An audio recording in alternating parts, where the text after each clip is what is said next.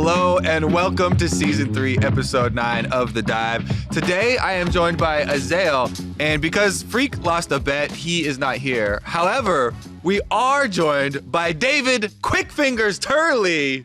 AKA David Deadbeat Turley, AKA David Venom Tongue Turley. Where my horses at? Thank you for joining us, Mr. Turley. Please take a seat right here. If you are confused right now, Yee-haw! check our last episode. One before last. Two episodes ago. Check the tapes. Because Mr. Turley bet that Clutch would not win a game. Yeah. Where they immediately responded with an undefeated week. Yep. And now we're left here with Cowboy Phreak. Yeah. That's me. Yeah. All right. You don't have to do the accent the whole time, just to be clear. I know. Okay. I appreciate it, though. It's a lifestyle choice. I asked for the extra touches on these bets, you know? Yeah. If you're going to do it, do it well. He's looking good. That's a mighty fine hat you got on. That's true. Yeah. Okay. Transitioning here to the global news, not just the cowboy news. It's actually pretty interesting to me how Korea now is going to have to play in play-ins because of the historical judgment, basically, of the performance of the individual regions. So basically, the third team now is going to have to play instead of the historically third team from LPL that had to play, which seems appropriate given, the last few tournaments that we've had and the discussions that we keep having about Korea falling or, Korea still being number one in the era of Korean dominance is very clearly over. Yeah. I mean, I just think it's really cool because it's the first actual example of this is factually, being shown now. Yeah, it's more than they won a best of five. So it was no. The actual tournament scene now shows that we're saying China's number one, Korea's number two, Europe's number three. Yeah, exactly. Based on results over the last couple of years, China has been better. So it is very, interesting to see that, it is now Korea getting knocked down and they're having to join play-ins. China is not going to have to actually be part of that stage anymore, and it's more evidence kind of of whether you want to call it the gap between Korea and everyone else closing or having closed, or Korea having kind of fallen down. Regardless, though, it is certainly pretty crazy to see when you think a couple years back. It's unthinkable that they wouldn't be one of the top two regions. Yeah, I mean, especially for us, we've been doing it since the very beginning. It always seemed like, where is the end to this? Korea's always the best. It just felt like it just went on for years and years and years. And when is this ever going to stop? Now we actually have a change in our international tournament in Worlds. There's proof right here. Yep. It's actually over. The memes of the gap is closing. Yeah, China has closed the gap. And G2 may have as well. Yeah. It's pretty where we're at right now. There you go. Yeah. I was going to stop you when you were like, we're saying number one China, number two Korea, based on results, and 3 EU. Then I was like, that might even also be up for change. Sure, absolutely. That's the thing, with finally this last straw, I guess, there's so much room for, region movement. I think this finally gives new life to the scene, right? This gives a little bit more fire. Even hope to us North American fans after the World's performance and MSI performance that, we can start to move as well. And that's why I think it's been so exciting, these last couple of international events where it has felt way more up for grabs. At MSI, at Worlds in particular, Europe played it, incredibly well. China had been doing obviously amazingly well, IG winning Worlds, and even North America, right? We made semifinals and then finals. That is outstanding compared to the history that we have had before that. And I think it's so exciting. And it also, I think, is going to make a lot of the Korean teams very hungry to get back to the top and, to realize that it's no, it's no longer something that you can take for granted that they're the best region in the world. They have to go out and prove it, right? Not even with just one tournament win. They'll have to string together multiple tournament wins to actually reclaim that spot, it feels like, from the LPL, which is such a crazy state of affairs. Because it's not like, they're mad now. Now they're going to win. They were mad at MSI. Yeah. That's SKT's, goal when they went to MSI. They're like, all right, time to get Faker back on top. reestablish the Korean success, Yep. and that did not go as planned. No, I mean they didn't even lose to the LPL, right? They lost to Europe, and I think that is like pretty insane. You know, NA knocked out a Korean team at Worlds. Now Europe knocks them out at MSI. This is something that we haven't really seen much of at all in the past. So I'm definitely really excited about it. I think it's cool. I think it's deserved that China just is going to be starting straight up in groups. And for the LCK third team, honestly, I don't think it actually makes much of a difference as far as how the tournament goes. Yep. It's not like, oh, well, but they might not make it through. I'm not really worried about that. But it's just a sign of the times and how the scene has been changing, which is really, really awesome. Yeah, I feel like it's more symbolic. Yeah. The only, I guess, like major region team that has lost in play-ins was LMS3. That's it, right? Everyone's made it otherwise, and I mean, everyone assumes Korea 3 is going to be a very good team. So yeah, I agree with you that it's a pretty foreign conclusion that Korea is still going to get all 3 teams. All right, the real question now, though, Yeah. which region will be the best Teamfight Tactics region? China. Who's the best auto chess? I think China, actually. There you go. It's probably That's my still bet. China. Yeah. We also It's there's either so China or many- Europe because there's very few NA players. Yeah. There's so many Chinese league players too. If you're thinking most of the league players will try it out, they got the numbers on their side. But you're not counting on me, though. Not counting I'm on the the heart. wild card right So I will debate that slightly because I'll look at the Hearthstone scene and it's very clearly like North America and Europe are the best 2 regions and they're close. I think Europe's better. And like China loves the Warcraft IP so much. Yeah. And so like they have a lot of Hearthstone players, Mm-hmm. but like consistently year over year, Europe and NA are the top 2. And so for whatever reason, I don't know if this is like a cultural thing or what, but like strategy games tend to actually go pretty well towards the Western regions. Like the like slower paced, more strategic ones. So Our fingers don't move as fast. I mean, I don't know what it is, right? But for whatever mechanics, reason, though. that's tended to be true. Like, I don't think like, Magic the Gathering is like very big in China either, but that also tends to be like fairly Western dominated. So, I don't know. I'm holding out hope that we can remain top 2. Did you get to play it? I played it a ton because I was in it on the early beta. We did a couple of tests and then played it just yesterday, actually, like streamed all day.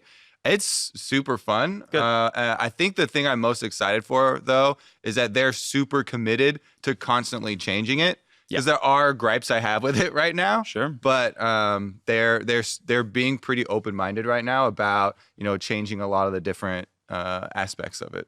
I'll be playing today. I didn't do any of the internal alpha stuff. And yesterday I was out all day. So today I'll load up my PvE account, get through the login queue, and do my first real game. I did one test game like a month or so ago, maybe more than that, as new user lab. Like I'd never played a game of auto chess, and so they're like, it's like, hey, people who never played this game before, try it out, give us your feedback. And I was like, I don't understand why 2 Brahms don't count both towards the Freljord synergy.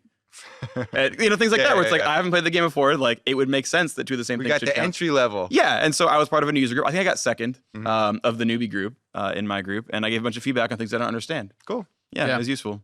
I played it a fair bit last week just for the internal testing stuff. I haven't got it on PvE yet, and there was a lot of bugs which I have heard have been mostly fixed up. So I'm excited to try it on PvE.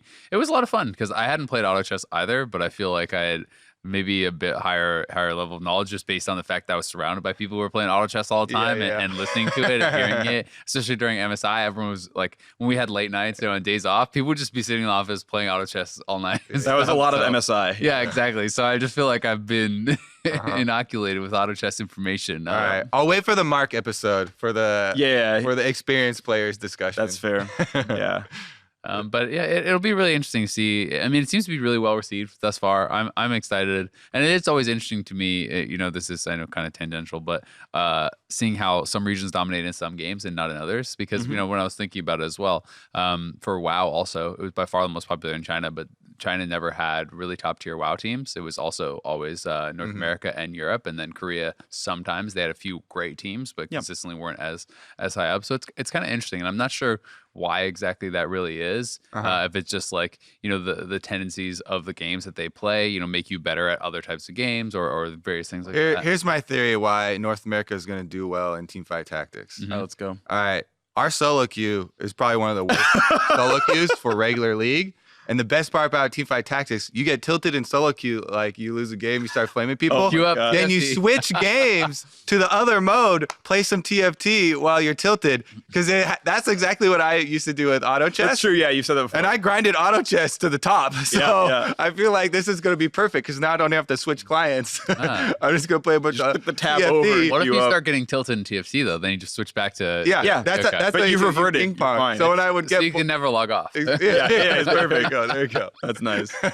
Yeah, you guys on board? No, I like the And strat. A to the top. It's a good strat. TFT. Yeah, it's Yeah. brilliant. We'll get better at both games as a result. Yeah. Yeah. You'd be like, wait, positioning matters? I should put tank Or in the front? worse at both. Huh? Or worse at both, alternatively. Nah, dog. It's just gonna be a cycle of tilt, so you'll be tilted from Teamfight Tactics losing, get back to solo That queue. sounds like a lot of my gaming habits anyway. So, Okay, great. so I think that'll work for me. Oh, my. Fair enough.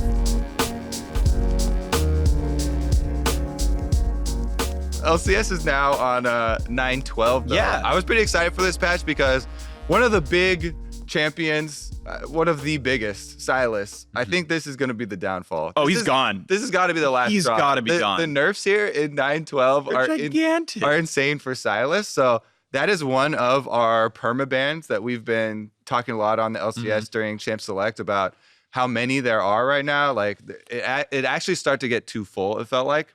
Yeah, you're kind of right. And with Sylas getting knocked down, I mean, do still feel like Aatrox. Aatrox is super duper powerful, and then you have all these support ones that people don't really feel like playing around right now, like the Sona, Lux, and Yuumi.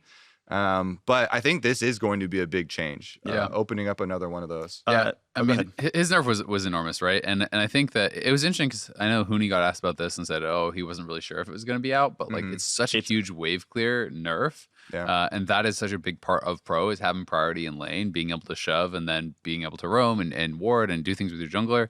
So I do think Sylas is probably going to be pretty dead, or at least if it goes through, it has to be really situational. I could see it sticking around, not as like this blind pick first pick, but it's like they picked all these champions that have amazing ultimates. Okay, I'm willing to have a worse laning phase because if we get to late game, my team fights are going to be absurd, right? You know, I think that kind of thing makes a lot of sense. But you know, I'm going to be really interested to see how Ryze also shakes out because he got some changes. I know his win rate didn't really shift a lot, but like he certainly has been changed. Not having the guaranteed route, I think, is a pretty big swap up. But it felt like, you know, at least from kind of just reading the notes, the fact that the E always bounces every single time makes me think of top lane immediately and range versus melee matchups where you're going to be able to spread that and then harass them with your Q. Yeah, I think it's going to be pretty powerful. The couple people that I've seen tweet about it were saying that Ryze is maybe broken now. The ult is actually objectively a stronger ability. Like the range is better at rank 1, the cooldown now is better at rank 3, so that was always kind of a pro-focused ability. Basically, they traded, okay, the R is better, so that's good for pro, but the E is easier to use, which means it's better for average players. And then probably the loss of shield is just a good like overall power down. So in total, I actually feel like he is going to be a little bit less pro dominant, but I think people are still going to jump on him pretty quickly, and he'll still be like a top 5 champion. So more of a squishing for I think it's a pro good play and average play. I think it is a good squish, and I think he'll gain a couple of points of win rate, over the next couple of weeks or so, just because again he's easier to play and that's useful. But yeah, I think he's still going to be a top tier pick. I don't think he lost like a lot of objective power, so I think he's around for sure. The Aatrox nerfs I thought were really small. The Yuumi nerfs were really small. The Karma nerfs Karma buffs are actually massive. I think Karma is probably gonna reach 100% pick ban or close to that. Yeah, she actually might take over Yuumi, so that'll be a big one. One other thing I was looking up Sona stats. She's actually only 50% presence across top 5 pro regions, just the last patch. So there's plenty of regions that don't care about playing her. I know in NA she's banned a lot, and she's pretty much kicked out of every champ select, but only half of all games has a pick or ban on Sona. Yeah. I do feel though, because we were kind of worried about where the direction of bottom lane is going to go for a lot of these supports. Yeah, it is kind of interesting to think about. Okay, if we do accept that there's going to be a lot more shielding, poking champions, you know, Karma along with the Yuumi, Sona types down in bottom lane, what's the domino effect going to be for the overall meta? Well, I mean, I immediately think you're already nerfing a lot of the flex picks. You're buffing shielding supports. That just makes me think, okay, well, now you're tanks, right? Now you play tanks top, because if you're not going to be able to one-shot this person or really dominate, then it becomes no longer worth playing carry oftentimes, which is how we got back to, in the past, a lot of Maokai, a lot of Sion, a lot of these sorts of champions that can then just play frontline, because crit scaling marksmen are getting better. If you can have a shieldy dude paired up with them, they're going to be what the team fight is about later in the game anyway. So then you say, okay, well, what else makes that better? Having a frontline, and that is kind of the rabbit hole I go down. So that is my concern, is that there's too many changes shifting that all in a row, where it's like, okay, crit marksmen were getting buffed, Rageblade marksmen got nerfed, great. Okay, well, now shielding supports are getting buffed. Well, that's even better along your late game hyper carry. Now, well, the flex picks are getting nerfed too. Well, that just kind of pushes tanks up in priority. So that is my concern, is that you then end up slowing down the pace of the game a lot by pushing pro towards that sort of style. Yeah. So to jump on that, actually, because I remember talking with, I forget who I was talking with about it, but I would actually say the opposite possibly happens. When your team is melee heavy, you can't siege. Right, when all of your damage is on the Irelia on the one side and the Call on the other and the Yasuo in the third lane, like, you don't kill turrets because they can defend against you. When you actually have an invincible Caitlyn, you actually get to siege and kill turrets off. So I actually think if you are marksman heavy and you are like, hey, tank plus Caitlyn, you actually get to finish out your games. Now, they might pace so slowly that you actually don't get a lot done, but like, from a position of advantage, marksman focused teams actually get more done, in my opinion. That's my read.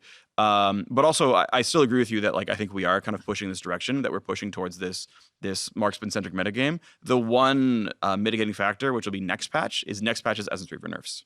And that'll pull down Sivir and Xayah a little bit. On the other half of the, Caitlyn sieging strategy or whatever, what you're giving up, of course, is multiple points of pressure on the map, right? Because you're giving up the split push, your Jax, something like that. Exactly. Like getting side things down. I do think, because on your point of bringing back the tanks, I was actually thinking, I had my eye on like Zac for jungle, and Sejuani's already really good too. Yes. Basically, any jungler where you're going to build like Knight's Vow and stuff is what I was first thinking. I was like, Trundle's already in what there. can I do to best help my Xayah, Jinx, Caitlyn, marksman? It's those types of ones, right? So anything that can benefit with cooldown reduction and health scaling type of tanks. And I feel like those ones are gonna rise up. You can still do Jarvan if you want to halfway point between, I can gank early and have impactful ganks, but also kind of frontline build into full defense stats.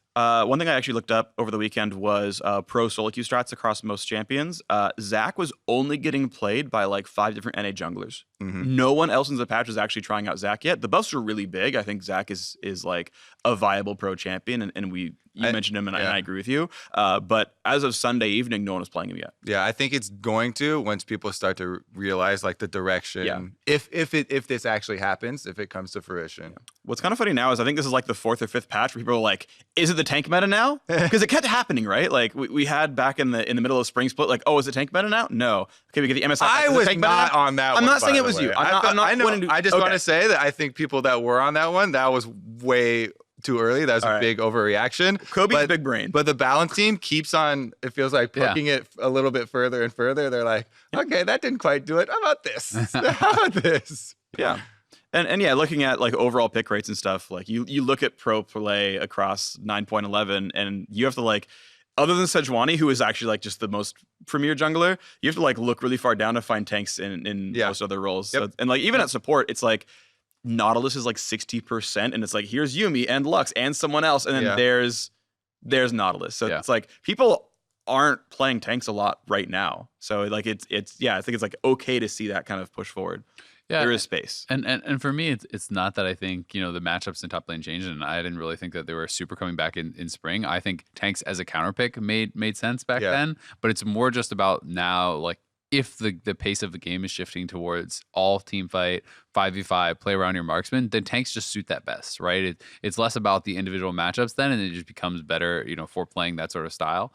And as far as like the whole being able to siege thing when you do have tanks, we're already seeing those sort of like crit scaling marksman, we're seeing Caitlyn's with the carries, right? Like, so it's not as though they can't siege now. And I tend to be more on Kobe's side, where he was talking about, you give up multiple lanes of pressure. When I think about, okay, if you have tanks and then you want to group 5 and siege mid, well, then that brings in wave clear mages, like, mages who are going to be very heavy on that, which denies the 1 point of siege, which makes you dependent on Baron. And that is what I see making the game much more slow with that sort of style. If you do have Caitlyn, Lux, Gragas who are sieging mid, but there's an Aurelia and a Kali in the side lanes pushing, like, you cannot defend that nearly as easily from disadvantage.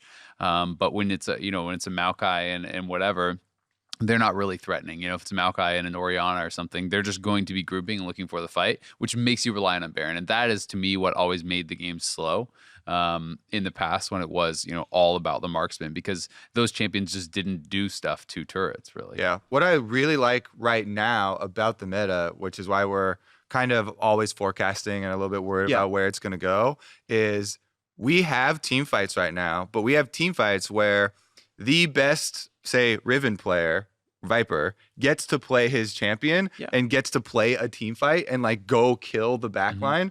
So right now, marksmen are in a strong spot, right? Yeah. But because we don't have these fully committed, overwhelming like tank line set up in front, everybody's buying Night Vow and lockets and all these extra shields coming through. It is viable to like play a carry style, a light fighter and jump in. You split top, you try and get the waves in your favor, and then you can collapse. Like that is kind of one of the styles that Invictus Gaming and Vitality and all of them kind of started, and I think that is really exciting to watch. Of course, they want balance, so they want multiple styles. But I just hope we don't lose this one, right? Yeah, because I mean, it's just fun to watch because it's so skirmish heavy, and this is something that you touched on, Phreak. Like even if the games end 2 minutes faster, if there's no kills, then it's less exciting to watch. It feels more slow. We have had, when you watch the 2 Cloud9 games this weekend, right? That was such an exciting set of games to watch with the Gragas and the Yasuo. And if you haven't watched those, you guys should go back and watch them. They're really fun games. Yeah. Because it's so skirmish heavy, it's so execution based. It's very complex like way to play the game, I think, which is really kind of fun to watch. So hopefully we will maintain that. Any other big things you guys want to hit on for a patch? I would say just one specific change for this patch that I want to call out is the Ole nerf. I like to call it because Tahm Kench got some very specific nerfs here to Devour. And this was like the Golden Guardian's premier strategy here. He was dominating with his Tahm Kench in the bottom lane. He was like 2v1ing multiple scenarios. And so this is actually looks like fairly decent, damage nerfs. I did the math.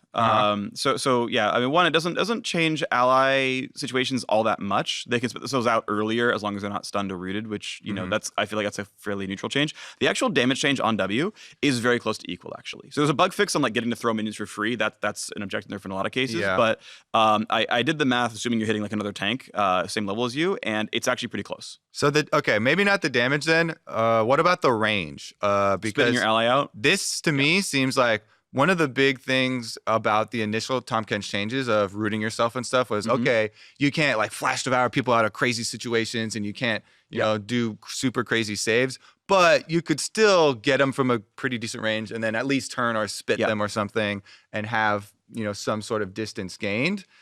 The range might be an issue there now that it's so close and you don't get to give them as much safety. The reason I think it might not be is because you can spit yourself out 3/4 seconds sooner, right? Because he's 99% slow when he eats an ally. Yeah. So you're stuck for 1 second blocking this fast. And then spits you out. The distance definitely is a big issue. It's going to matter. There are walls, there are skill shots and stuff. There are a lot of scenarios where I felt like it was super impactful. And there are going to be scenarios where the range nerf is going to matter. Like, totally agree. Like, that's of course going to happen. But you don't have to stop DPS for a full second. You can stop DPS for a quarter second. He did, unless you're stunned or rooted, right? Like, there's other things going on here. But to me, this doesn't feel like it's actually going to change much. He did lose 2.5% win rate. For top lane, for top lane. Yeah. So it definitely... Because he lost the free QW a minion and spit it back out, right? Like, the nerfs hit top lane Tahm Kench. Yeah. That's a fact. But pros only play support Tahm Kench. That one didn't go anywhere. So, like, that's why I'm, like, very adamant that, like, I don't think this actually matters for pro. Okay. So you think Ole's surviving at fun. Yeah. And to be fair, it's also, like, every other support in every other region also plays Tahm Kench. Like, and he's the only one where it's only. Like, Tahm Kench is actually a pretty big support. I mean, that's what we're focusing on is LCS. And yeah, that's fair. Yeah. But yeah, I think he's fine. I like how the more emphatically you're delivering a point, the more my stuff wiggles around. Your hat's just shaking. Like flipping all about. Hell yeah. My favorite part is actually this bandana is so big. It's like a bib. Got some ribs later on. Got some horse jerky. Yeah. All right. So you're giving Tahm Kench a pass. Yeah, I think he's fine. I think that's good then. Golden Guardians will You guys should maybe make a bet. breathe Yeah. Tahm Kench pro presence won't go any more than. So should we bet on 10%. presence or should we bet on Golden Guardians win rate going forward? Okay, that's really tough. Come on, that I get 4 games. I don't even know the schedule right now. Like, here, tell you what, if their schedule's easy, I can tell you they got Team Liquid, they got TSM, they got Optic, and they got Echo Fox. All right, they're gonna win at least one game. So you want me to bet That they go 0-4. that one of the teams, they're tied for first right now, Yeah, right? but so are 3 of the other teams they play. It's reasonable to assume they might lose. I go 50-50 with you. But they go. What are the terms? What's going on now? If they go 3-1 or 2-2, I'm right.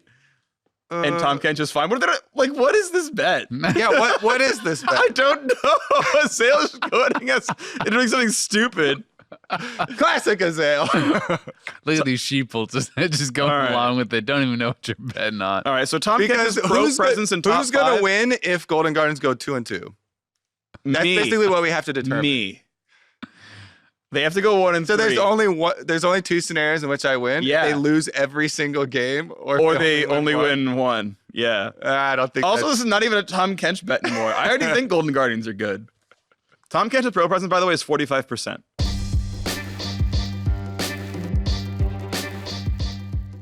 All right. I think it'll be within 10%. Get me out. Let's talk about the entire fancy clump then. Let's move on to the we fancy clump. we might as well finish with Golden Guardians because they are cool. tied with first. We can go over all of these first place teams because we have so many first place teams. Yeah. Does North America have the most first place Yes. teams? Best region. Boom. Best region. Let's go. We've got so many winners. So many winners. 4-2. They're all And MSI finals my already. MVP team, Clutch Gaming, just one game behind that. Since Golden Guardians are playing so many of the other tied ones, then are you projecting them to stay where they're at? You know, are you actually projecting them to defeat most of these? Because maybe I will take that bet. Actually, I mean, it's still tough for them, right? I feel like they beat Optic. And I think they beat Echo Fox. Yeah. So maybe the 2-2 happens. Yeah, that's why I took that side of the bet. 'Cause I was like, that's my expected result right now. Yeah, it'll be interesting. I mean, there are the 6 teams tied for first right now, but it does feel like, you know, there are kind of some shifting tides, right? Optic and Golden Guardians, I think, had really hot starts, started playing some maybe some tougher opponents. Maybe Golden Guardians get figured out a little bit with the support stuff. So that I think, you know, even if Tahm Kench isn't worse, people will probably continue to ban it because I think they have looked a lot worse without Tahm Kench. There are 3 games with it; they looked great. Optic, you know, coming off an O2 weekend after starting 4-0, their schedule is ramping up. So, you know, that may kind of change things a bit. You know, they have TSM and then Echo Fox, so certainly, you know, winnable there. But it's definitely been like a really exciting start to the season. And now for me, it's kind of time to like for the top teams to buckle down and really start to like separate themselves from the pack a little bit. Yeah. Especially going towards Rift Rivals. I think a lot of people really want to see a strong week 4 from TSM, Cloud9, and Team Liquid. Those are our 3 representatives at Rift Rivals. This is the last week before that competition, and people want to be confident that we are sending good teams to fight against Europe, who is, you know, so strong right now. People want to feel like, all right, well, at least we're being represented by our best. At least we're like, you know, at our strongest. Because last year people did not feel that, you know, with the 100 Thieves situation where they were sending their academy team to try out different rosters and some of the teams weren't necessarily playing at their best, and it kind of felt like it was Liquid versus the world a little bit. Yeah.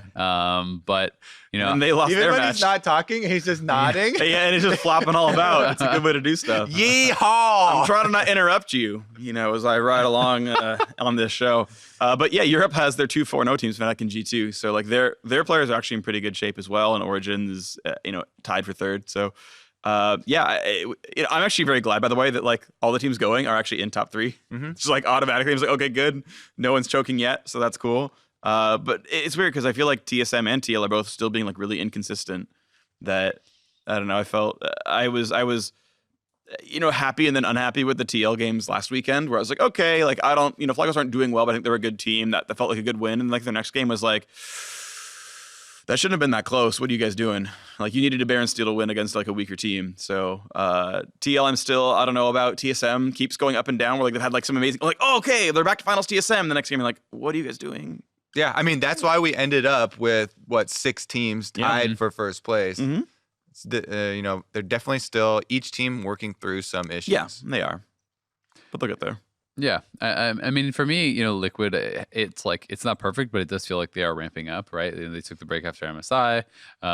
People were feeling tired or whatever, but they had, I would say, certainly not like the most impressive games this last weekend, but it was a 2-0 weekend. They're going to be playing against Golden Guardians and then Clutch this weekend, so like that certainly seems like another possible 2-0 weekend. Yeah, Golden Guardians is certainly, I think, going to be it's a tough opponent. But that is something that when I look at all their schedules, it feels like they are kind of ramping up into it. I mean, TSM has Optic 100, and then Cloud9 has 100 Thieves, and then on Sunday it will be TSM Golden Guardians, Cloud9 CLG. So it's certainly foreseeable. It's possible that all 3 of those teams could 2-0. They do each have some tough opponents. Like Golden Guardians are playing both those teams. CLG is 4-2. They're playing one of those teams. So there are certainly some tough matchups, but I am expecting these teams to be kind of ramping up and doing better as the year progresses. And even talking to players, a lot of them were really surprised that TSM, Cloud9, TL, like these teams were dropping games early on in the season because they thought that they were going to be really dominant.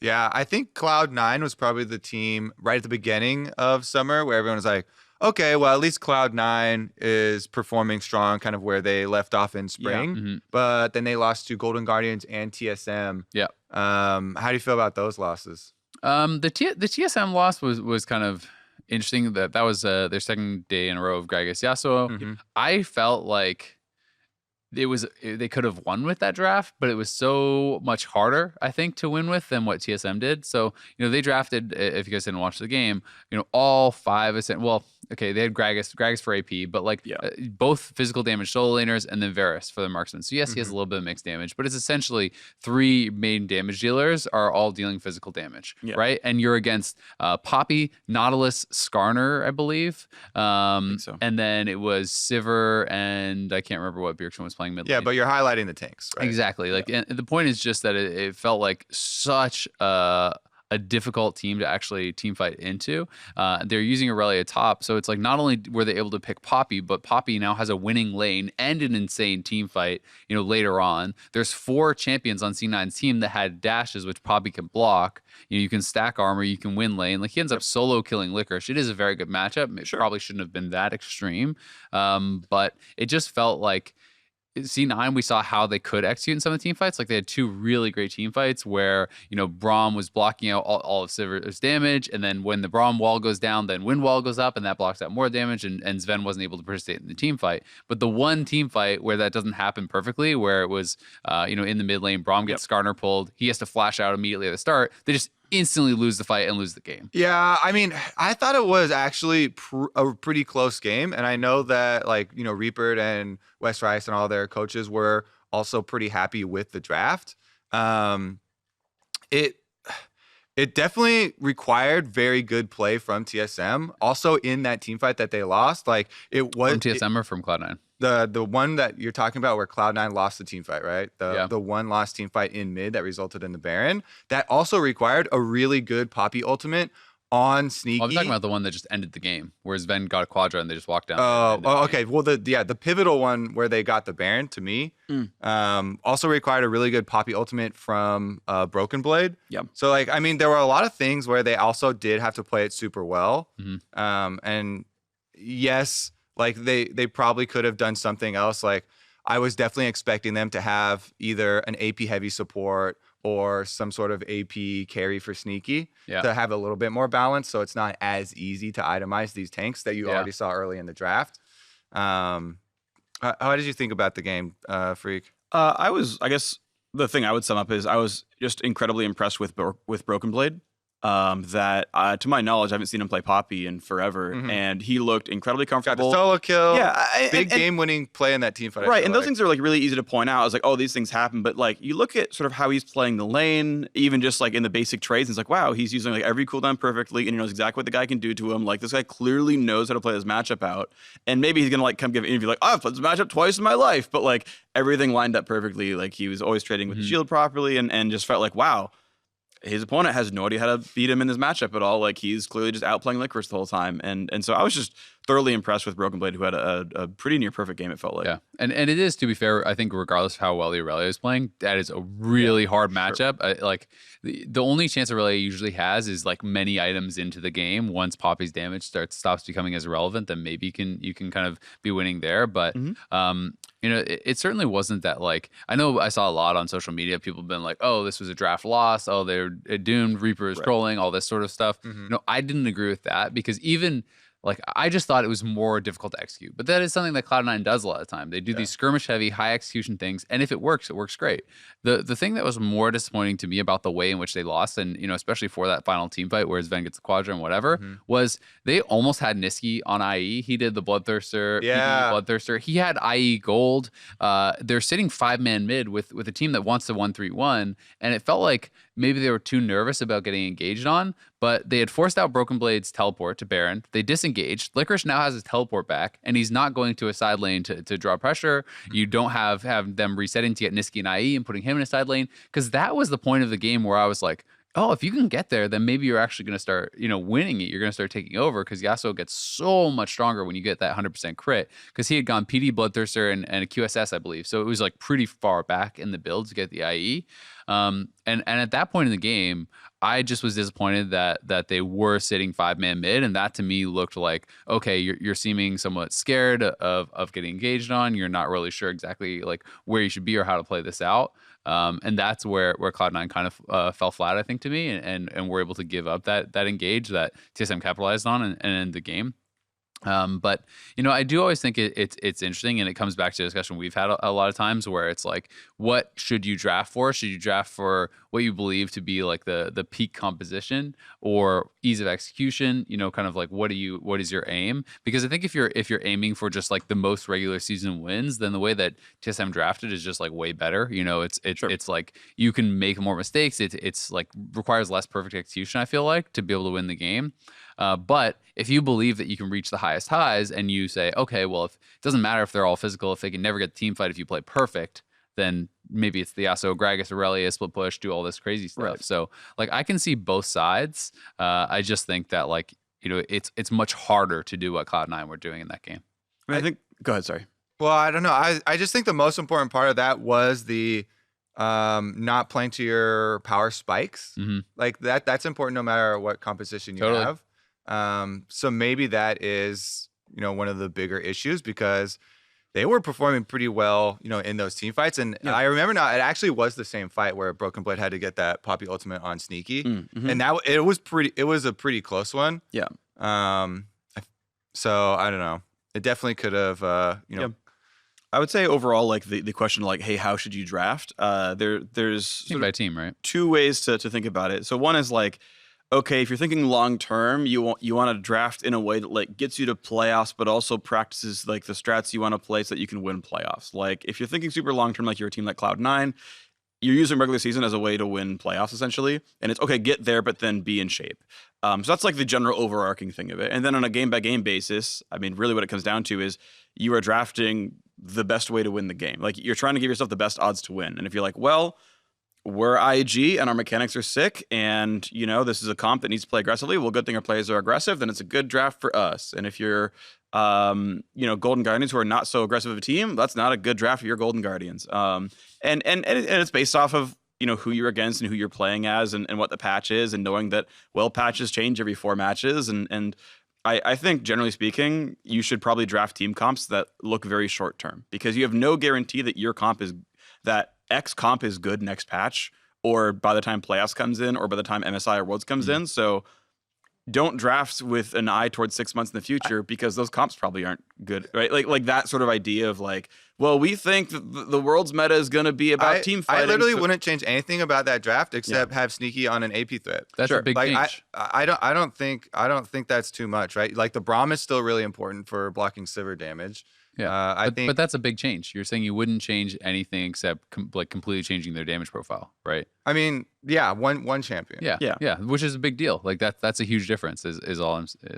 Is all I would say, because that's what when I was casting it, it was like, but it's not. I was even like, it was last pick for their AD, and I was like, oh, he's gonna do this because he'd even talked about how he thinks AP champions are really good bot lane, and then I would have liked the draft. Like again, I'm not trying to trash it. I'm just saying, it's much harder to play out with what they pick. I don't think it's this big philosophical like, oh, they should draft more simple rather than this complicated thing like that. That one change to me doesn't mean that all of a sudden that's a super simple like short draft that's much easier to execute, right? If they have Sneaky on AP, does that make I think like you say, this makes this a much better draft? It doesn't make it this simple, easy to execute style draft? No, it's not certainly simple, but it's if you are making the argument that you are disadvantaged in a team fight with the Varus, I don't think that you're necessarily disadvantaged in the team fight if you have an Victor, AP threat who can kill frontline, right? So that I do think that actually changes how the fight plays a lot, because then it's no longer you can play straight team fights as a win condition. Exactly. It's no longer Aurelia and Yasuo have to get to the back line and one shot the Sivir. It's okay, everyone actually just hits the tank with your AP person hitting the tank too, and you just win wall off and Braum shield off the AD while you kill the front line. Like, you can play out fights, I think, very differently.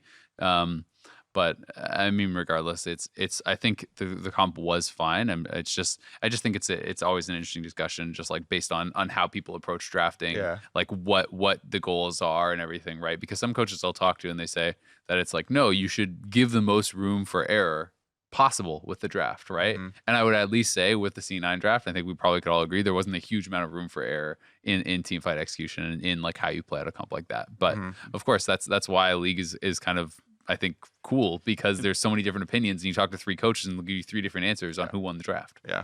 And again, my overall point is still just like, you should draft that gives you the highest chance at winning. Like, which is overly vague, but like you should pick the highest win rate draft, which often means, what that often means, like, yeah, you should have fallback patterns. Like, I think that's generally true, because the game is chaotic. There's randomness. You don't know where the junglers all the time. Yeah. Things will fall apart. Your plans need to survive contact with the enemy. Yeah, and I don't necessarily think my opinion of the win rate of the draft is going to match up with your opinion of the win rate of the draft. And that's fair. So literally just saying you have to draft the higher win rate draft is like... But this is the open-ended question that Zale gave, is what is the way to draft? I'm answering it in my open-ended way. Yeah, basically, draft the better team. Yes. The better team. Win the draft, then win the game. Win the draft that's going to win more times or something like that. Yeah. Yes. And I mean, and that's the difficulty of being a coach, right? Is you have to figure out what is the highest win rate draft for my team in each situation. What are the roads? What are the hazards on each road? Every opponent, and that changes every single time, right? Yeah. And the only caveat I would give to that is that if your highest win rate draft is playing the exact same thing every single time, then people start to ban that and you get picked apart and you become very obvious when people are playing against you at the highest level internationally. And we've seen that happen so many times. So, having variety is certainly an advantage. Cloud9 has always had that, and it's been one of their big edges in international play. But we should probably touch on some of these other teams, because we definitely went down the rabbit hole on the C9. Well, they're playing CLG, and I think CLG is an interesting one. Yeah. But how should they draft? Yeah, how should Cloud9 draft against CLG? Well, you should pick the highest ranked team composition based on their players and their opposing team is always what has to drive you. So target Wiggly. Yeah, I mean, Wiggly has been playing really, really, really, really well. Some people tweeted me that clearly we in the broadcast hate CLG because we didn't give Wiggly Player of the Week. That was an XD. That's the new meme, by the way. Is everyone hates everyone. Yeah, he was second place for Player of the Week. We put Bjergsen over him because I think Bjergsen's wins were more difficult, essentially, like the teams they were against. So it felt like more of a performance. But I mean, I think CLG is quite good. So looking at them versus C9, I still favor Cloud9. I think just kind of because of pedigree. Just to me, I still favor them. I think Kind of Legend Gaming, though, are doing well on all fronts. Like, it feels like all 5 players are legitimately good at League of Legends.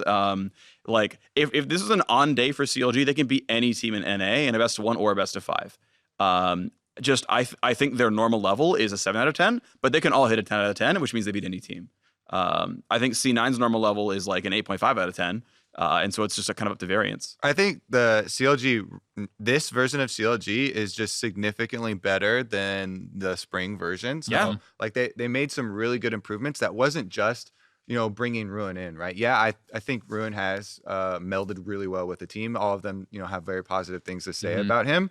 But also, we mentioned Wiggly. Like I think he's been playing extremely well. But the bottom lane too was something that people were kind of always waiting for the powerhouse to come back. Yeah, because this was something that they have relied on in the past. And it's a cool direction that they've been going in, like Bifrost picking so many up until the Rakan game of these, long range harassment, one Yuumi, one Zyra. Yeah, and those pair super well with the long range, like Caitlyn coming back from like MSI highlights, Stixay. People always reference that, like, the CLG Madison Square Garden, style plays and the MSI plays for him, and kind of fondly, right? Yeah. When's it coming back? Yeah, I mean, I think it's really exciting time for CLG fans because in spring, I think their bot lane performed pretty terribly. I think Wiggly was very up and down. It feels like both the bot lane and Wiggly are playing a lot better. I think Wiggly in particular has been really, really good for the team, especially when you consider how little LCS experience he has in the big picture. Power of Evil, I think, is doing Power of Evil things. Like he has been pretty, I think, par for the course, where he's a great late game carry, and he's a really excellent team fighter. And Ruin just seems like he's a straight upgrade over Darshan. So now the team is doing great. I think also something that is really working for them is that they have actually had quite a big variety in a lot of different stuff that they're playing. There's 5 different champions being played by 6A. Ruin has played a different champion in all 6 games. That is not something where you're looking at this 4-2 and you're saying, oh, well, it's because of that, right? Which is something that I think people were doing with some of the other teams. When they were looking at Golden Guardians, they're saying like, well, yeah, but it's Tahm Kench. And when you're looking at Optic, a lot of people were saying, yeah, well, it's Poppy, right? You don't have that with CLG. They have been pretty flexible with their drafts, and I think that that is also always a good sign when you can play different sorts of styles and different sorts of champions, at least to fit in that style. So yeah, I've been very pleasantly surprised with CLG, and if they can kind of keep this up, we do have another contender, which is exciting. Yeah, I mean, all this leading up to is kind of what you talked about. The game versus Cloud9 is such a big test. Yeah, it really is. I think they should be able to beat FlyQuest on Saturday. I mean, there's always a chance. Anything can go anyway. But then versus C9, I think about top lane. I have to favor Licorice. I think about jungle, and that's actually pretty close. I think both jungle stepped up a lot. I think Svenskeren was already good, but he's been even better. Wiggly got a lot better to where it's like, okay, this is actually a pretty close fight. And I think Wiggly can overcome. Mid lane, I favor Niski. I don't think PoE's gotten worse, but I think his team got better around him, and he kind of stayed the same. That's what it generally feels like to me. And PoE was fine, but just it wasn't like a super stand-up player, I guess. He's good. Niski's probably slightly better. Bot lane-wise, I think I can coin flip that one. Like, I think both bot lanes are very, very good. I actually still lean towards the C9 side. Like, I just think they are, like, on average, a better team. But any one of these lanes I could see flip based on performance in the day. So it makes it exciting, but it would... To me, it's actually in every single lane C9 favored. The other thing, kind of to speak again, in CLG's favor a little bit here, is that we talk about this as the test. This isn't Optic that had like the super easy schedule into hard teams. They have already beaten TL and Golden Guardians, 2 teams that are tied for first, right? So this is just would be kind of like another notch on the belt if they can take down C9. I think that's even more impressive, certainly. But it's not as though they've had like a super easy schedule, right? They lost to Optic and TSM, 2 of those teams tied to first, and they beat 2 of them. I remember when we were looking back, I want to say it was spring or maybe it was last year even. We were looking at some of the CLG record, and it was like, well, they always lose the playoff teams, but they beat the teams under them. So that's how they kind of were like hanging around, the bottom playoff spots. But this already is I think a better performance than it feels like we've seen in a while from CLG.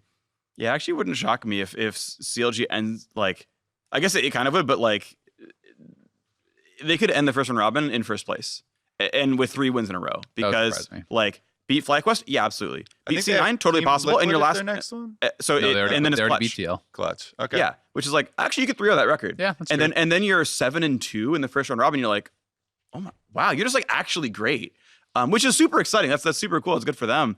But like there's only really one hard It is fight. super cool. You're right. But just like that's for like 4 splits, they've been a 7th place team. Uh-huh. And it's like, no, you legitimately have like one hard test to prevent you from being 7-1. Like, or 7-2. Like, that's freaking amazing. Like, what an You better it's like be careful here. understanding the upgrade. Like, just how much better. Like, because as you mentioned, like, no, they already beat TL and TSM. You're like, or like 2 of these top teams. Now I've got to ask a question here, Phreak. Will CLG win Worlds? Yes. I mean, 18-0. If you know anything about CLG, as soon as you start saying all these amazing You lose all 3 straight. Freak's got all this hope in CLG. He's like, oh my God, this is amazing. PoE quits. They all roll swab. Oh my gosh. Yeah, so be careful there with. It's okay. I'm not one of the faithful, so I'm immune to cursing them. But just like yeah, like thinking back about the people they beat, like this is a really impressive run by CLG. CLG fans should be super hyped. I just like how he's just so astonished. He's like, Yeah. oh, this is super. Because I mean, but changing one player and going from a 7th, 8th place team to being like, no, you can legitimately be first. Yeah. Like, wow, that's a turnaround. And it's really impressive. All right, Mr. Clutch, though, I need you to switch your attitude here because it's time to talk about Yee-haw. the sole possession of 7th place. Clutch Gaming. Very prestigious position. Off of, I mean, they One game off first, but in 7th. That's true. They hadn't won any games up until Phreak. They went 3 and 1 to curse them. He reverse cursed them just like he did to COG right now. Yeah, I said they were guards. They went 3 and 1 since then. Give it to us, cowboy. All right. Well, Echo Fox is supposed to be a win. I just believe in these boots and these spurs and the horses in the back. Clutch Gaming, they're going to catch that Fox. My accent's weird. Then they have Team Liquid, and that's going to be a tough one. Which is your favorite cowboy on the team? My favorite cowboy on the team? It's got to be Tanner DeMonte. He's got the most cowboy-like name. I honestly think that DeMonte, though, is... You know, we keep on kind of looking for the next North American star, right? Mm-hmm. Viper's up there. I think DeMonte is another good candidate. Like, he had a really good Akali game specifically. Yeah. So maybe there is something, else here as far as, Clutch really rallying. Maybe it's weird because I think they're so wildly inconsistent. Like, I see, because when I was on here 2 weeks ago, it was like, I just kept seeing boneheaded plays in team fights. It was like, well, these people can get some kind of lead sometimes, and then they throw it right out the window because someone ults into 5 people and dies. And then they stepped up really well, and suddenly, like, DeMonte is playing every fight perfectly, and like Cody Sun's still the late game win condition. That's all working great. Huni had some good games as well, and he'd been like I remember being here 2 weeks ago, and I was like, Huni's just like a generic 8th place top laner now, and nope, he's back to being pretty good again. And that's insane variance. That's a sine wave of a team. So, if they're playing at 100% against Team Liquid, they can maybe win that one. But I need to see a long string of them doing things that aren't what a 9th place team does before I believe that they can keep doing it. Cody Sun gonna tip you over the edge, Azale? He's been playing pretty well. Yeah, no, I think Cody Sun has been solid, right? And I think that I've always had like a fairly high opinion of Cody Sun throughout his whole career. I think he gets a bad rap because his most famous play is a horrible one, on Immortals, them getting knocked out of Worlds. But it was like, to me, the funny part about that play, about the fated insect into killing yourself when no one could even kill them, even if you insect them, was that I felt like they had already thrown the game. Like, that was like an unthrowable game, and then they had inhibitors open. And it wasn't him that dove that turret. It was Flame who and whoever called it, I don't know, it doesn't even matter. But they dove under a turret 5v5 when all you had to do was wait for Super Minions to push in, and then they would win the game. So yes, Cody Sun made one of the dumbest highlight plays you've ever seen, but it was after they already threw the game. So I was always kind of surprised how people all pinned it on him. Yeah. But I guess it's just because it looked funnier than the other thing. But it was like, that wasn't the dumbest part of this. The dumbest part of this was you literally just had to take your hands off your keyboard and wait till the Super Minions pushed in, and then you won. So anyway, like, I just think he's got a bad rap, but he's been very consistent throughout his career. Besides that, like, he has never been the best. Yeah. But he's always been a good team fighting. Yes. AD carry, and he's been better than a lot of the lower tier guys who have been in the league, even when he wasn't. And I don't think Cody Sun's play was actually stupid. They were 2v5 on the map. They were always going to lose the game. And he's like, well, maybe I punt in Caspi and she died. I think it was stupid. I'm not going to take in my mind's eye, it was literally better than Vickers dead 1v1. Yes, that's a hard fight. Like, and maybe I'm wrong about all the details in the clip. It's been several years since I've seen that fight again. It's burned in my brain. I can explain the whole thing to you. That's fine. Let's not jump into this rabbit hole either. A little bit too late. Otherwise, they could have defended the Nexus. Okay. I disagree. But regardless, we'll move on. In my mind's eye, it was actually one of the only ways to salvage that game. Regardless, Cody sounds pretty good. I believe if you're wearing that outfit, you're supposed to say irregardless. Yeah. Irregardless, Cody sounds pretty good.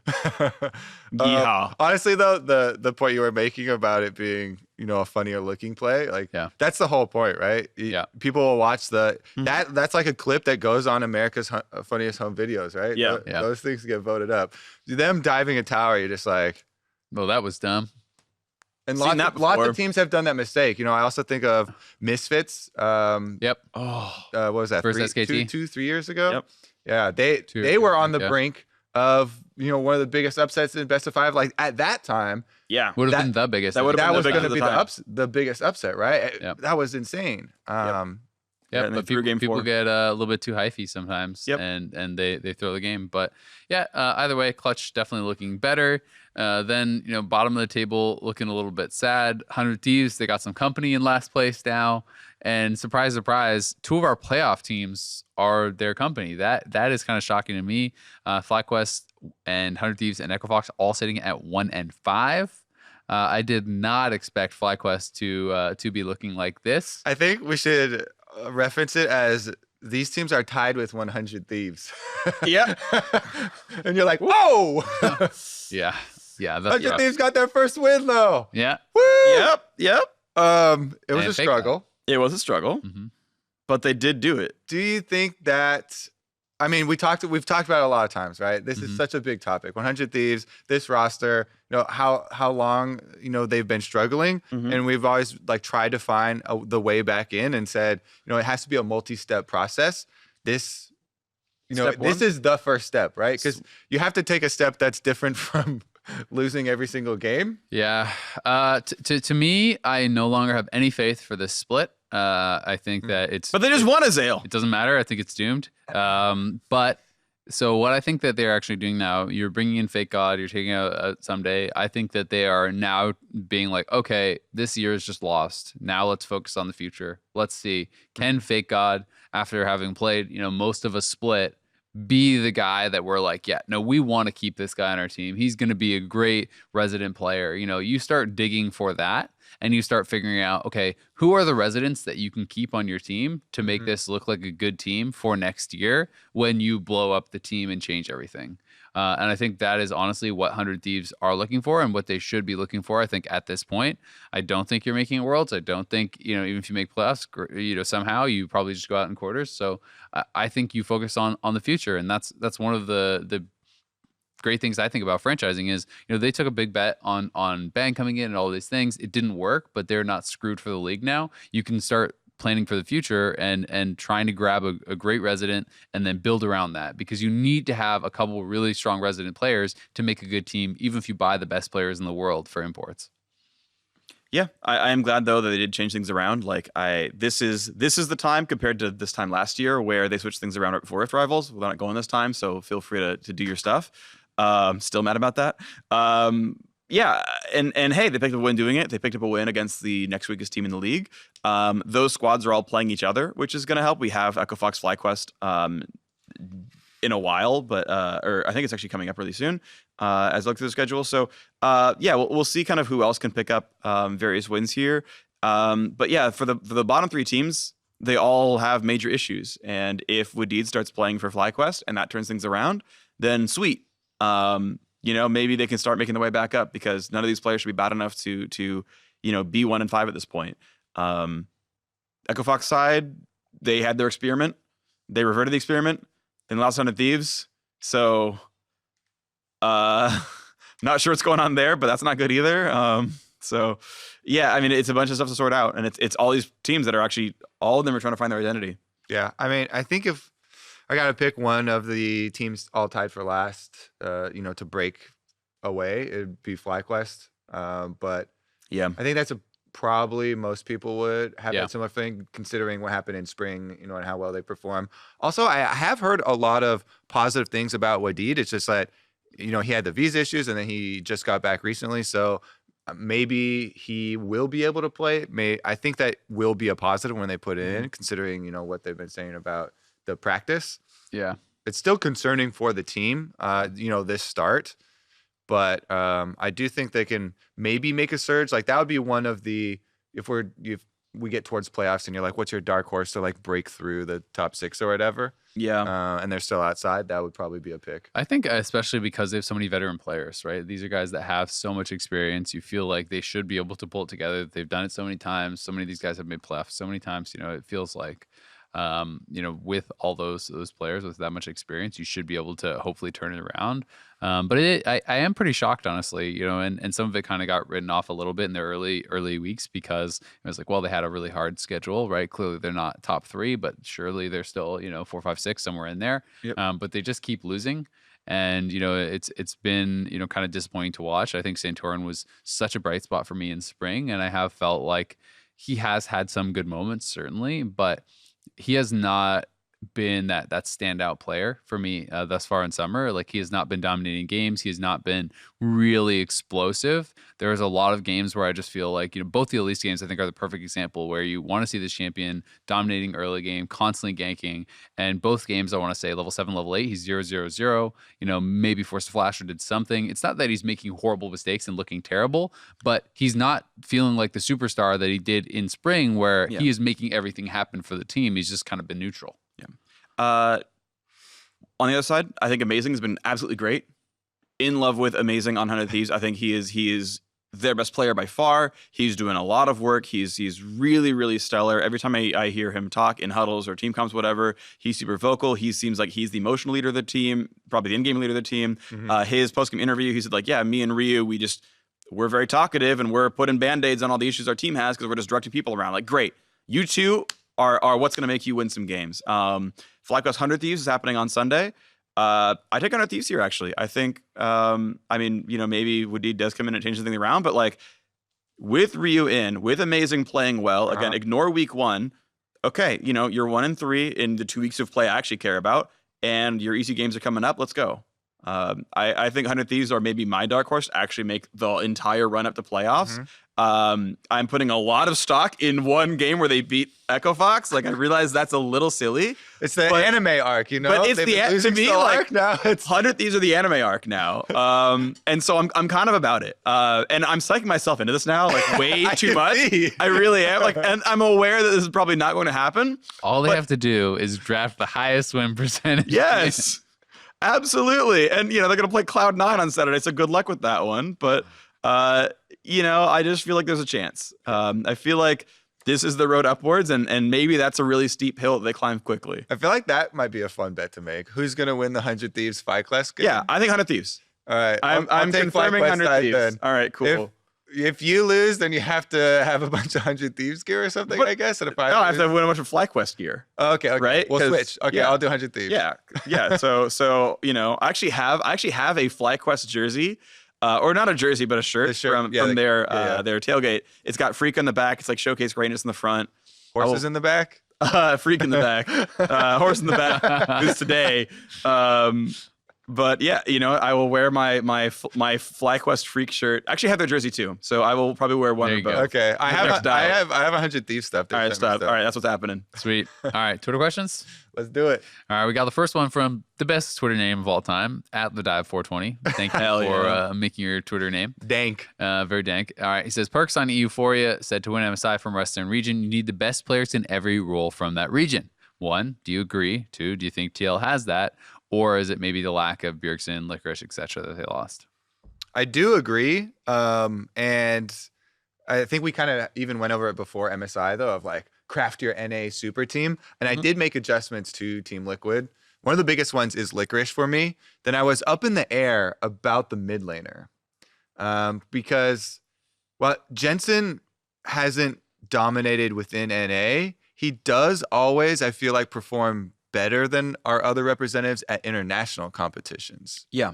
So that's such a super tricky one for me, right? Because we're in the regular season and I'm looking at it like, okay, maybe Bjerg, maybe even Crown or something like that. But that's probably the trickiest one for me to switch. I would definitely put Licorice in there. Honestly, after these Impact was so good at MSI. After these recent weeks, I would even change the jungler. I might do Svenskeren and Blabber. Like, can I get the Cloud9 duo combo as my substitute? Ooh, I was actually not impressed by Blabber at laner? all at Worlds. Yeah, but I do like the extra look. Well, at Worlds, yeah.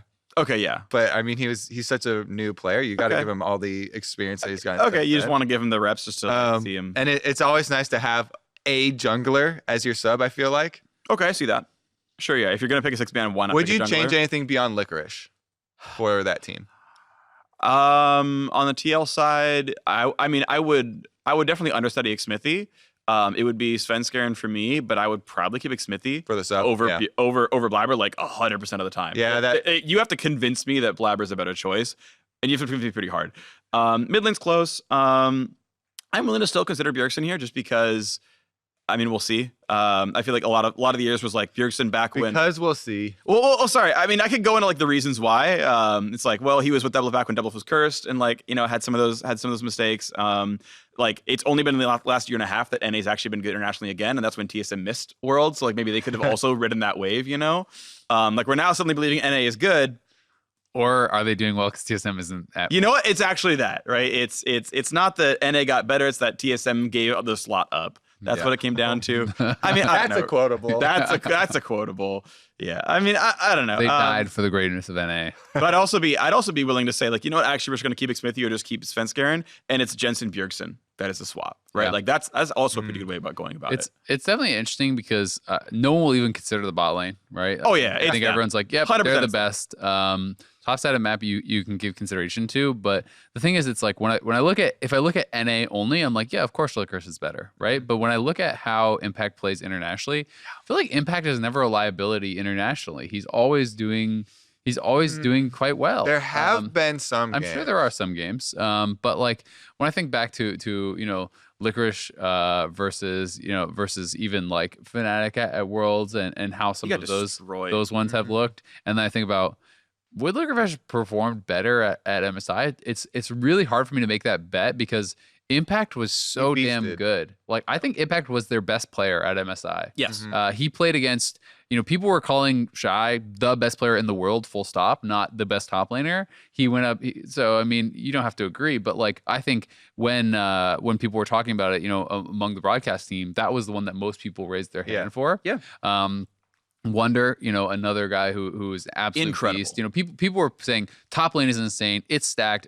You know, Liquid's gonna get slammed because of top lane. Please play tanks Impact. He did great, and he played carries the whole way through. So it's hard for me to know, like, would that have actually made a difference? Again, you know, when I look at NA only, I'm like, yeah, Svenskeren is like mechanically more impressive. Like, his plays are more impressive. But Smithy always seems to get there, always seems to win, right? He has as many championships as Bjergsen now. He made it to MSI finals with CLG. He's now made it to MSI finals a second time. There is a reason for him having all this consistent success. So it's hard for me to know, like, how much of it is like, okay, the intangibles of him, well, not intangibles, but we're not seeing it on broadcast, right? Like him tracking pathing and knowing where to be and what to do and all these things that don't necessarily show on broadcast but do through comms.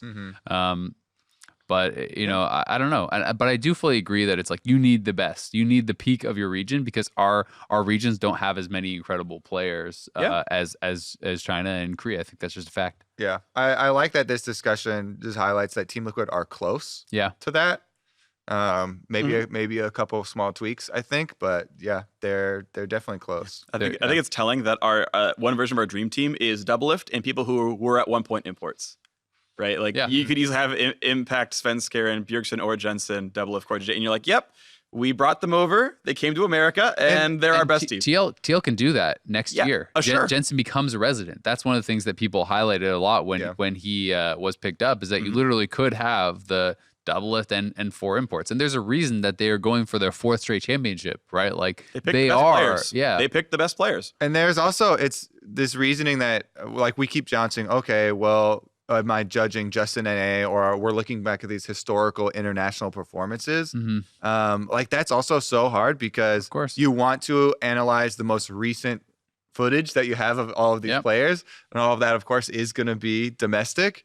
And if you did that and you kind of threw out like things that we don't know and, you know, legacy stuff of X thing happened at Worlds, which you kind of have to take into account the entire team that they were on, then it starts to get a little bit more open. Yeah. Right? Because there's even more options of like, what about even Meteos or something slipping in there? So I think it's even difficult to come up with for sure, given the same boundaries like the number one team. But I really like that question. Yeah, great question from the Dive 420. Also, Licorice, that was his first year, and he made it to World Semifinals. So that's pretty cool, too. Good. All right, the second one comes from 2 Goofs, 1 Gaff. I don't know if that's 1 Gaff as in Travis Gafford. I'm Probably. Not sure. Who are the Goofs? Are you one of the Goofs? You live with I'm them. going to say that's not a reference. It's Kobe and Dublin. I was going to say Kobe and Dublin yeah, are the 2 Goofs. Kobe and Mark, those are the 2 Goofs, and then the Gaff is Travis Gafford. All right. He says, I realize you can only speculate, but when were the competitive league golden days, grassroots era, iconic iconic reign of Faker/Korea, some other time, blah, blah, maybe we're in them now. I say now. I say that So if we're in the golden age, I would say this feels like which a are pretty the good golden spot days? for a golden age I think he means golden age. era. Golden era. Yeah, like the best era of league is how I read that question. I like right now a lot. If you're going for like what's the grassroots era, that's up through 2012. Yeah, well, he's asking, is the grassroots era like the Oh. best, or what No. is my understanding of this question? Is he saying which time period essentially was the best for league competitive? For me, I didn't watch as much. I mean, I've watched World since season 1, Sure. but I was not hardcore into the scene until a couple years after that. But for me, this has been the most exciting time because it feels like teams from every region can win, right? And I think that is so fun to watch. We also, when I look back to last year's Worlds, this year's MSI, the meta has been absolutely super exciting. I think really high skill champions have been, super prevalent, and you don't know who's going to win. What more can you ask for? The golden age for me is a no-brainer. It is the grassroots, right when it started. WCG 2010. Because we were Kobe number won. 1 gold medal team right when we formed CLG. Yep. We were able to win the first international tournament. I understand. And I'm sure that everyone can understand why I believe that. I understand why you believe that. That will always be my favorite you were time. relevant. That Yeah. will always be my favorite time of League of Legends. But also because at that time, there weren't as many people playing it. Like our best teams were literally just friends playing the game, right?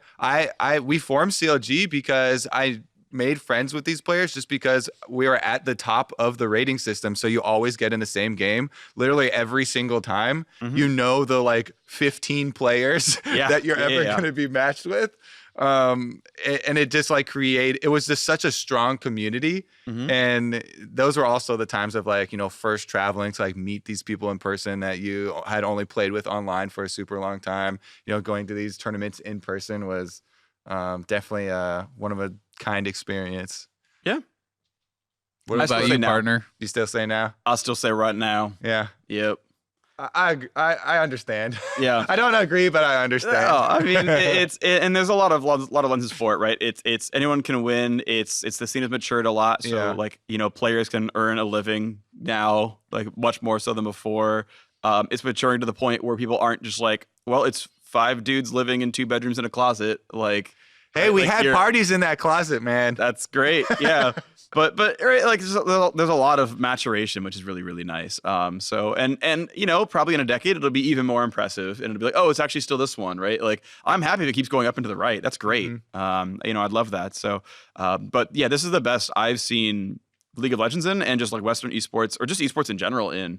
Overall, like it is just getting better. So it will continue to be the golden age until things decline, which I don't see happening. Yeah, and I think a lot of credit also to the balance team for what they've done. I think over the last year, I think a lot of the changes. Thank God we sacrificed and sent Jad over there, right? Yep, he's fixed everything. It's all him. That's bringing back the tanks, so you can wait. He's going over there to ruin everything. Yeah, exactly. Doing some Udyr rework, so careful on that one. But I think that's going to do it for this episode of Dive. Thank you very much for joining us. We will be back next week.